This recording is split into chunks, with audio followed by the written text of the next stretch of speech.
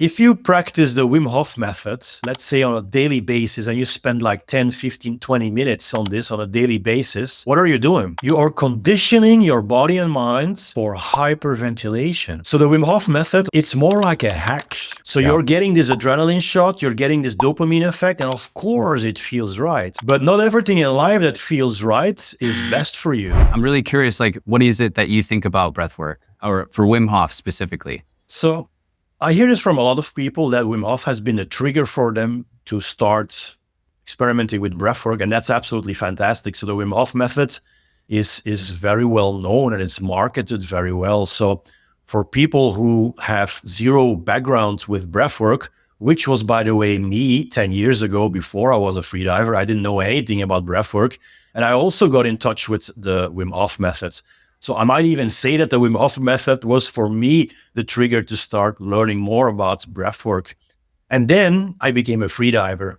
And I was still practicing the Wim Hof method while I was learning to freedive. But then as I got more knowledgeable about sport of freediving itself, I started understanding that Wim Hof method was probably not what I thought it was. And in freediving courses, they teach you to, for sure, not hyperventilate when you're freediving. And Wim Hof method is, of course, hyperventilation. Now, there's a big misconception about what exactly is hyperventilation. So some Wim Hofers might tell me, hey, what we're doing in the Wim Hof method is controlled hyperventilation, and therefore it's not hyperventilation. Of course, it is hyperventilation. When it is controlled, it's still hyperventilation. And hyperventilation means that you're breathing more than you need to. So there is baseline breathing, which in freediving we call tidal breathing. And that's about half a liter per ventilation. So small inhalation, small exhalation. So the amount of air that you're ventilating, breathing in and out, is about half a liter. We call this tidal breathing. And everything that you breathe more than that is called hyperventilation, breathing more, which is the Wim Hof method or any kind of other deep breathing practice. And if you would breathe less than the baseline breathing, then we would call that hypoventilation, under breathing. Now, when we breathe more, we are getting into the sympathetic nervous system, the fight or flight. And when we breathe less, we get into the parasympathetic nervous system, which is the rest or digest. So when you're talking about freediving, what is this? Like, do you want to be in the parasympathetic state then instead of the sympathetic state? Parasympathetic system is rest or digest. So in freediving, we want to be as calm as possible. So therefore, we want to breathe less. Breathing less is hypoventilation or at least just normal tidal breathing. But when we breathe more, we get into the sympathetic fight or flight response. So this is stress and this is relaxation. And so in freediving, do you ever practice both? Because it is stressful to go underwater and to also deal with the stress and the pressure from going underwater. And then the thoughts that can come up that can be super negative and lead you down a different path if it's, super stressful all the time. Exactly. But then you have to be able to understand how to relax also and have a technique that you can have that parasympathetic activation. So what is like the activities that you do or the different practices where you can use for freediving? It's using like activation of the sympathetic and the parasympathetic. We don't really activate the sympathetic nervous system because there is no need to, because we want to be as relaxed as possible. If you're almost falling asleep, that is the perfect state you can be in for freediving or breath holding. If you just wake up, so I tell my students to practice breath holding on dry land, static apnea, to try practicing this right after they wake up, when they're still half asleep, because that's the best time to hold your breath the longest, because you're still half asleep, So what we don't want is to be fully activated. Sympathetic nervous system, fight or flight, so you're all triggered, you're all ready to go, a little bit of adrenaline. That's what we don't want in freediving, because that will shorten your breath hold. I'm trying to figure out what other sports there are that even has the activation of the parasympathetic system, because that would be completely opposite for what most sports are, where it's activation, where freediving is. Yes. So more and more coaches for athletes, sports, strength and conditioning coaches, they are implementing some kind of breathwork now into their routines. And that is exactly to activate that rest and digest response, the parasympathetic nervous system. Because think about it, when you are doing sports, let's say fighting, do you need to be hyped up even more? Probably not, right? So when you're stepping into the ring and there's like in UFC, there's like 50,000 people looking at you, you're already going nuts from the stress alone. I mean, there's so much pressure. So even in a sport where you need to be, literally in a fight or flight response, do you need to activate that even more? You don't. You want to do the opposite. You want to calm down. You want to be centered. You want to be focused. You want to be grounded so you can use your brain better, because fighting is all about fight IQ. And if you're completely stressed, then you can't think anymore. You can't do your combinations anymore. 1, 2, 3 kick that you learned in your classes. You completely go nuts. So yeah, your question, do we need to be in this sympathetic nervous system? Probably not, because we're already there. We're all already stressed, right? And apart from the world of sports, in just normal daily life, do we need to be more stressed? Probably not. That's interesting. I was talking to a few friends that are also breath enthusiasts, and I showed them the Buteyko breath, and they were saying, yeah, it's not as interesting to me. It's not as enjoyable because I like to get this full breath. It feels more real. It feels like you're actually doing something, and it's not fun for them for some reason. And I was like, wow, as soon as I learned about it, I felt the difference. Super interesting. So things that are difficult are usually not that popular, and things that are easy and that give you like dopamine or adrenaline are usually more popular because they're easy to do. So the Wim Hof method, or any kind of deep breathing and rapid breathing method that is based upon these hyperventilation cycles, it's more like a hack. So you're getting this adrenaline shot, you're getting this dopamine effect, and of course it feels right. But not everything in life that feels right is best for you, right? I'll say that again. Sugar feels good. Is it good for you? Beer feels good. Is it good for you? So we like to get our little hits. It's actually a drug. It's a drug. You take drugs, you feel good. Only later, after a couple of months or years, you start understanding it wasn't so good. So let's get back to the Buteyko method, which is maybe more known as the oxygen advantage method. So the oxygen advantage is a book written by Patrick McEwen. Highly interesting, because Buteyko, or oxygen advantage, is actually what we do in freediving. So instead of taking these deep and rapid breaths and feeling all kinds of things here, we do the opposites, and it's more difficult. That's what you mentioned. So people say, yeah, I don't like it. Well, because it's difficult. So change comes through difficulty. Change never comes through something that is enjoyable and fun and easy. That's not the definition of change. True. Change comes through difficult things. So when you learn the Buteyko method, which is breathing less, you will experience higher levels of CO2, which is not fun. Experiencing the urge to breathe is not fun. Learning to hold your breath without hyperventilation is uncomfortable. It's not that fun initially. But that's where is the long-term health benefits, because now you're teaching your body and your mind to deal with higher levels of CO2. And what is higher levels of CO2 good for? One, it's a vasodilator. High CO2 expands the blood vessels going to your brain. So you have more blood flow to your brain. And what is in your blood? Oxygen. So if you have more blood flow, you have more oxygen to your brain. So you're actually oxygenating your brain by breathing less. And that is what's so super interesting, and what we teach in freediving. Many Wim Hofers would say the Wim Hof method oxygenates my body, but it doesn't. It doesn't. It does the opposite. Have you ever worked with an oximeter on your finger? Have you ever measured your SpO2, your No. pulse oxygen levels? So theoretically it's 100%, but in nature, nothing is 100%. So it's 95 to 99%. And we call this fully oxygen saturated.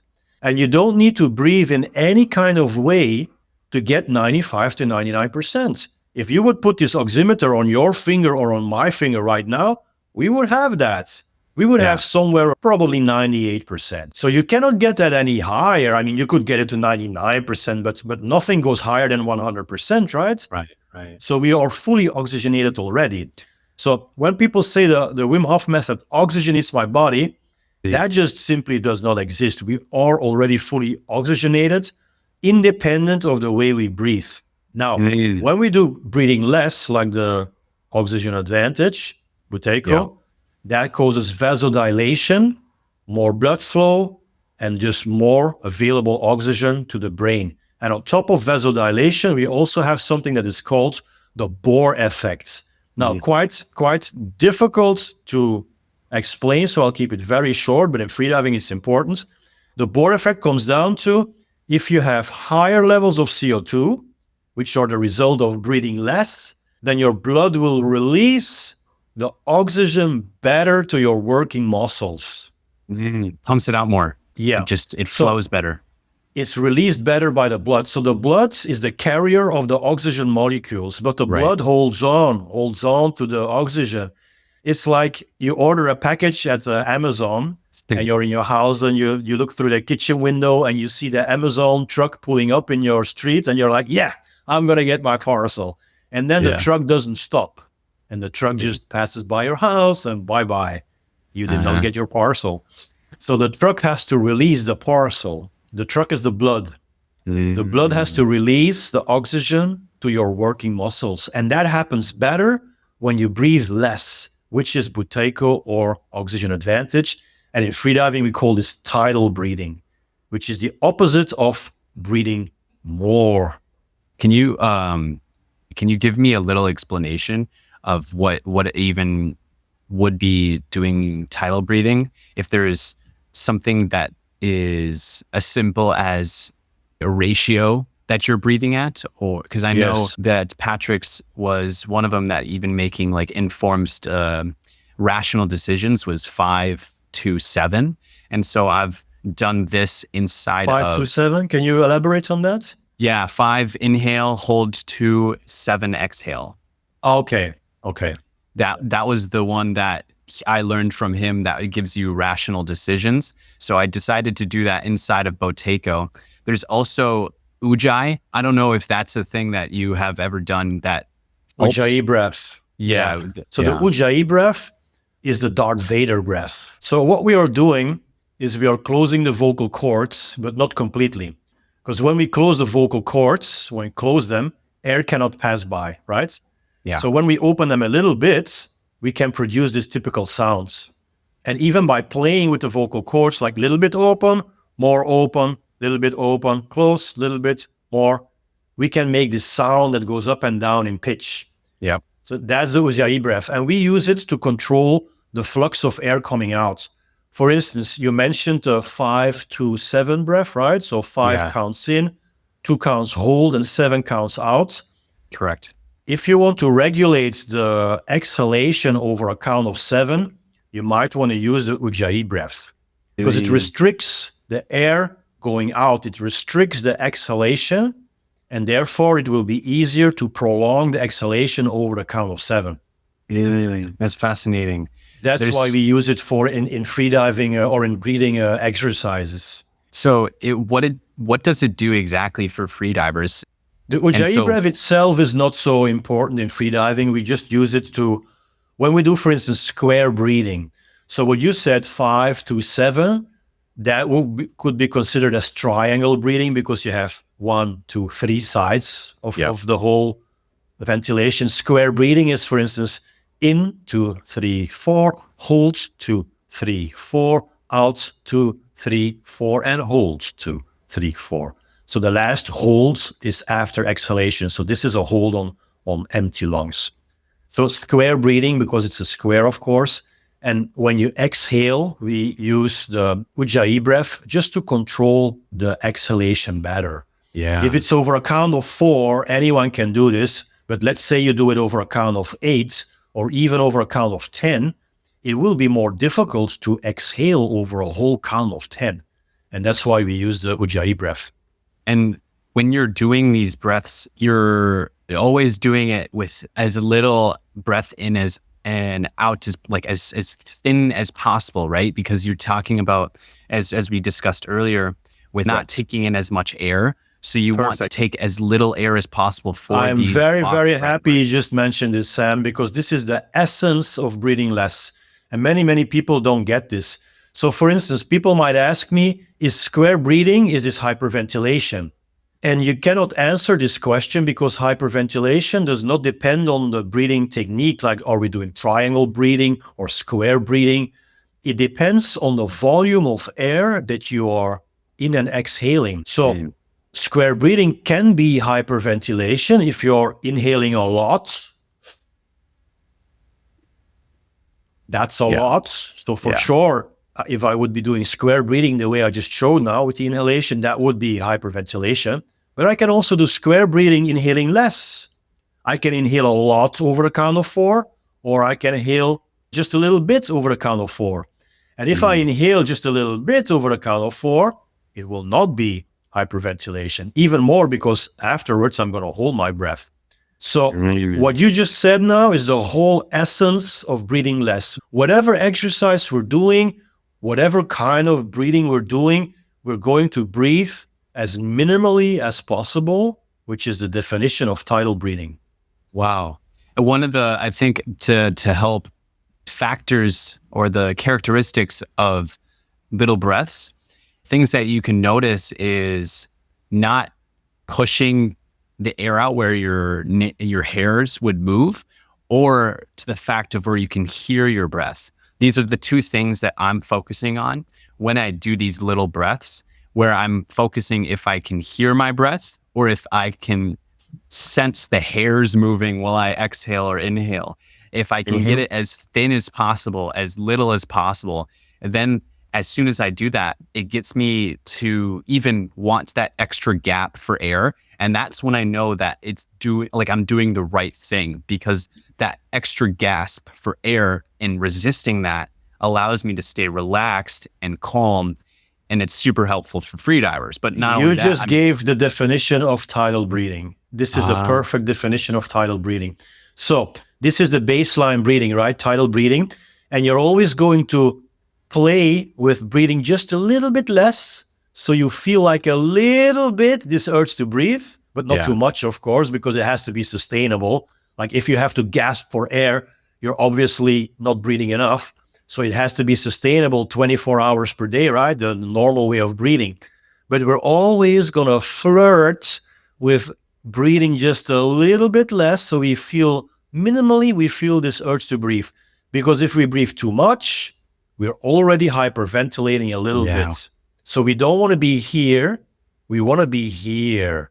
A lot of things that I hear about with breathwork is not breathing with the chest. Is this the same thing that you do in freediving as well? Because with a lot of breathwork techniques, they tell you to breathe only with the diaphragm, the stomach area, and just moving this section and not necessarily moving it up. So in freediving, we use tidal breathing as a preparation for a breath hold. And through freediving, we learn what is tidal breathing, and we try to use it 24 hours a day. And not just freedivers, but anyone. Anyone should be just tidal breathing when you're watching TV, when you're reading a book, when you're doing whatever, when you're having your coffee, we do tidal breathing. Now, what happens is that many people, without knowing, they are breathing always a bit too much. And one of the reasons why they're breathing too much is because there might be mouth breathers. So when you breathe through your mouth, you are automatically taking in more air, because look at, this is a big hole, all the air can go through. But your nose, you will have like 2 small nostrils. So when you breathe through your nose, you're automatically already restricting the flux of air coming in, which makes it easier to tidal breathe through the nose. But when you're mouth breathing, you're basically a chronic hyperventilator. So your mouth is for eating, singing, a bunch of other stuff, but not for breathing. Not for breathing. We breathe through the nose. Yeah. Your question was related to freediving, right? So we use tidal breathing to prepare for a breath hold, which is just normal tidal breathing. And then the only time when we actually use the chest is when we take a final breath. And the final breath is the big sip of air we take before we hold our breath. Because in freediving, the sport comes down to holding your breath as long as possible. So we want to get in as much air as possible, and air contains 21% of oxygen. So the more air we have in our lungs, the more oxygen we carry in our lungs. So when we take a final breath, we first start with this section. So the diaphragmatic breathing, this section. By the way, when we do tidal breathing, we use the diaphragm. So the diaphragm is a big muscle that separates the lungs from the rest, from our belly. So when we inhale, the diaphragm goes down. When we exhale, the diaphragm goes up. So when you do tidal breathing, diaphragm goes up just a little bit. And the volume of air we breathe is 0.5 liter. So that part, your midsection, is the only part of your body you use to breathe. So the respiratory muscles are the diaphragm and also your intercostal muscles, the muscles in between your intercostals. So now when we take a final breath in freediving, we are also going to engage the chest because we want to get in as much air as possible. Tidal breathing is 0.5 liter. A full breath of air is more. So you start here, belly, belly, belly, and then you go towards chest, chest, chest. So it looks like this. And the last part is in here. But we don't use the chest outside of the scope of taking a final breath.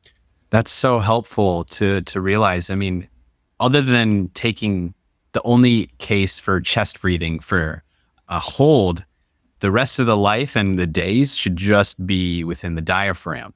Diaphragm and intercostals, yes. That's now that doesn't mean, Sam, that you cannot do breathing exercises that involve the chest. So there are pranayamas that involve the chest. For instance, yogic breathing, you can do 2-part or 3-part yogic breathing. Some people even talk about 4-part yogic breathing. Let's keep it simple. 2-part yogic breathing. 1 part is the belly, so the diaphragm and intercostals, and 2 parts, the second part is up. So then you are going to take a deeper breath for the sake of the exercise, to learn to use the full range of motion of your respiratory muscles. Yeah. But you're not breathing like this 24 hours a day.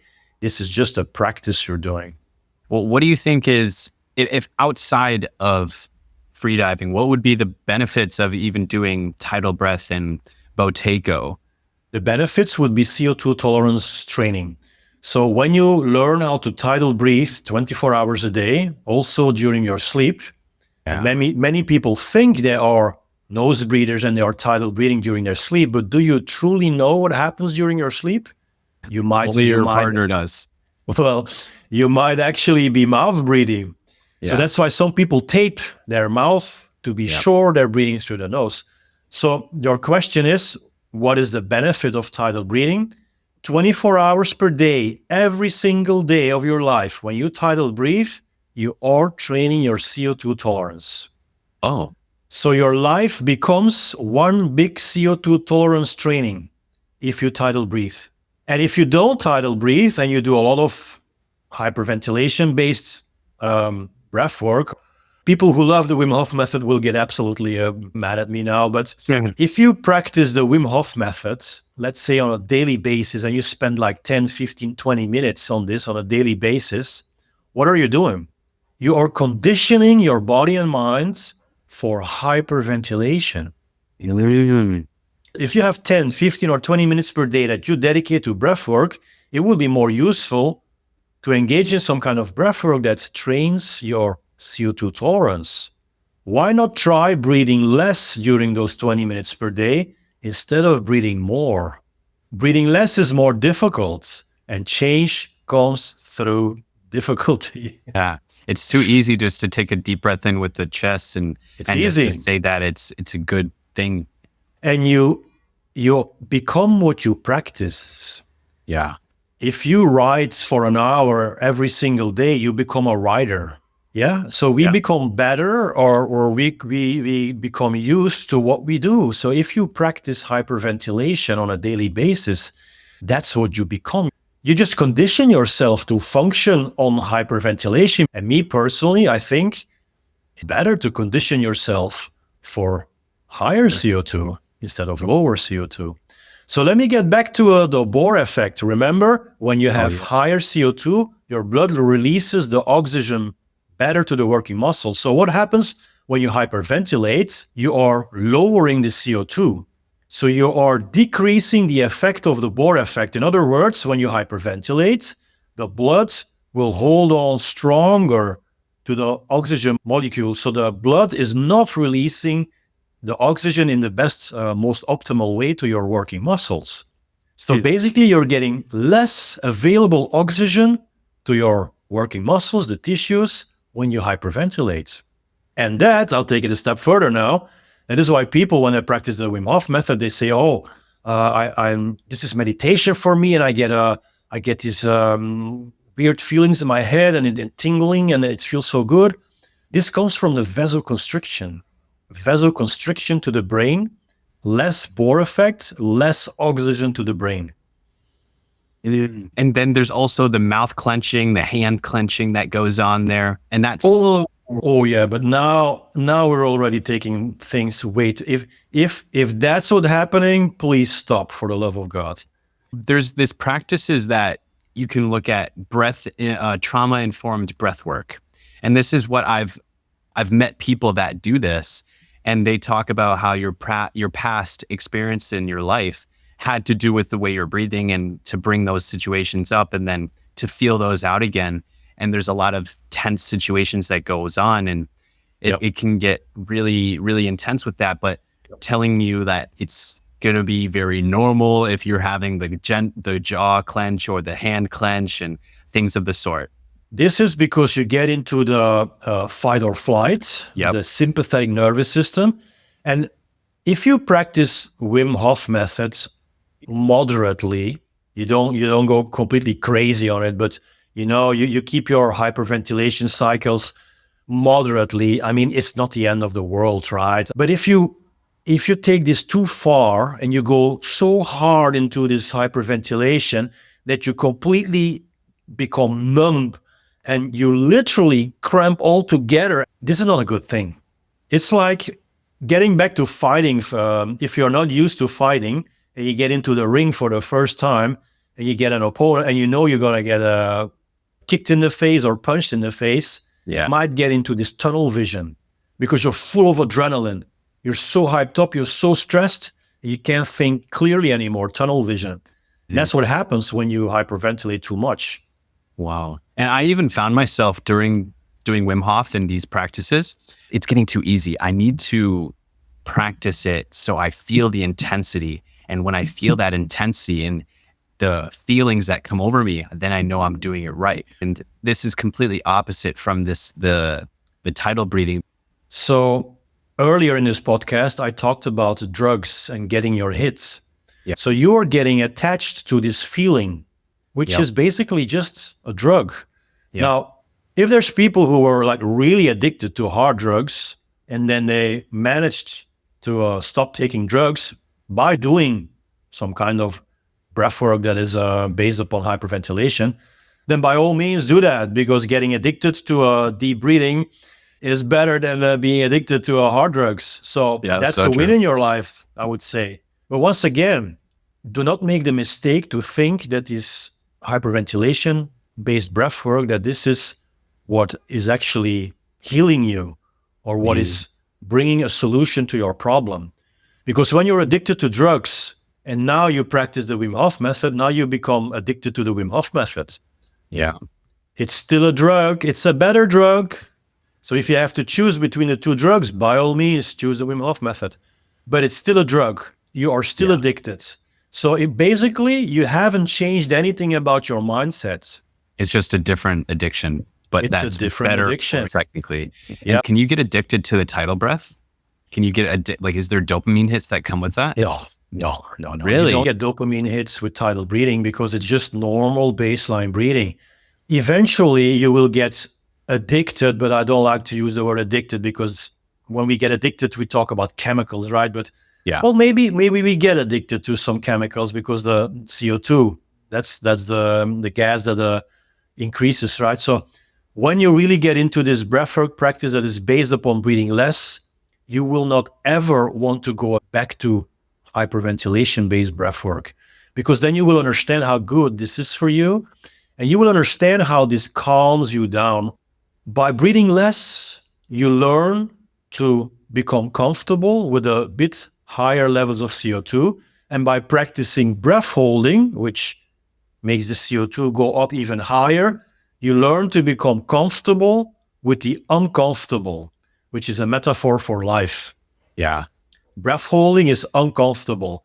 But if you learn to deal with this, you will eventually start understanding that, hey, what I define as uncomfortable wasn't actually uncomfortable. It was just me labeling that particular activity as uncomfortable. But what is uncomfortable? What does it mean? It's just a label that we put on something, right? Yep. So this has been so amazing. I'm really curious to know what could be a practice that implements everything that you debunked about breathwork to doing something that is involving tidal breath with breath holds. How can someone practice something so simple, so easy, just a thing that you could do every single day? What would be the way? So I have a community on School. It's called Underwater Squat. I'll put a link in the description, and there you find training plans for breath holding, which are based upon tidal breathing. So we tidal breathe for 2 minutes, and then we hold our breath, and it's guided breath hold practices. Amazing. So I will talk you through it. So we do progressive breath hold tables. So we start very easily, for instance, with 30 seconds. And then the next one is 40 seconds and then 50 seconds. So for absolute beginners, this is perfect. Also for people who have already a bit more experience, we have 2-minute breath holds, we have 3-minute breath holds. You can just pick one particular table that suits your needs and take it from there. Guys, if you want to know more about CO2 tolerance, then watch this video here, and here's another one. Peace in every breath.